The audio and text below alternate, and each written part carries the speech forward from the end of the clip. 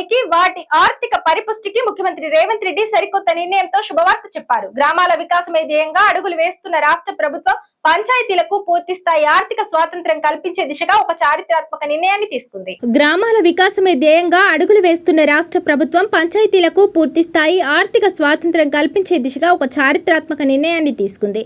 గ్రామ పంచాయతీల సొంత ఆదాయాన్ని ప్రభుత్వ ట్రెజరీ ఖాతాల్లో కాకుండా నేరుగా ఆయా పంచాయతీల సొంత బ్యాంకు ఖాతాలోనే జమ చేసుకునేలా తెలంగాణ పంచాయతీరాజ్ చట్టంలో తగిన మార్పులు చేయాలని సీఎం రేవంత్ రెడ్డి ఉన్నతాధికారులను ఆదేశించారు. గతంలో గ్రామ పంచాయతీలకు పన్నులతో పాటు ఇతర వనరుల ద్వారా వచ్చే సొంత ఆదాయాన్ని ప్రభుత్వ నిబంధనల ప్రకారం ట్రెజరీ ఖాతాల్లో జమ చేయాల్సి వచ్చేది. దీనివల్ల గ్రామంలో అత్యవసర పనులు చేపట్టాలన్నా, పారిశుద్ధ కార్మికులకు వేతనాలు ఇవ్వాలన్నా, వీధి దీపాల నిర్వహణ చూసుకోవాలన్నా నిధుల విడుదల కోసం ట్రెజరీల చుట్టూ తిరగాల్సి వచ్చేది.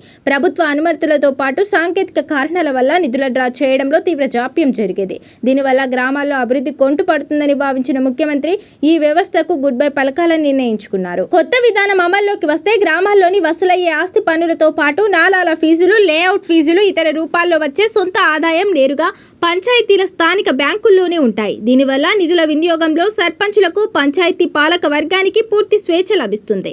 ఈ నిర్ణయంపై రాష్ట్ర వ్యాప్తంగా ఉన్న సర్పంచులతో పాటు స్థానిక సంస్థల ప్రతినిధులు హర్షం వ్యక్తం చేస్తున్నారు. నిధుల కోసం ప్రభుత్వ కార్యాలయాలను చుట్టూ తిరిగే తిప్పలు తప్పుతాయని, గ్రామాల తక్షణ అవసరాలకు ఈ నిధులు వెంటనే వాడుకునే వీలుంటుందని ఆనందం వ్యక్తం చేస్తున్నారు.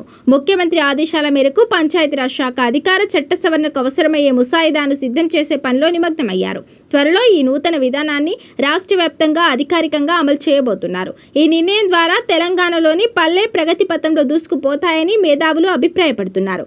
అతి త్వరలోనే చట్ట సవరణ జరిగిన తర్వాత అమల్లోకి వస్తే గతంలో లాగా ట్రెజరీలకు సంబంధం లేకుండానే నేరుగా గ్రామ పంచాయతీకి సంబంధించిన అకౌంట్ ద్వారా డబ్బులను గ్రామం పనులకు వినియోగించుకోవచ్చు.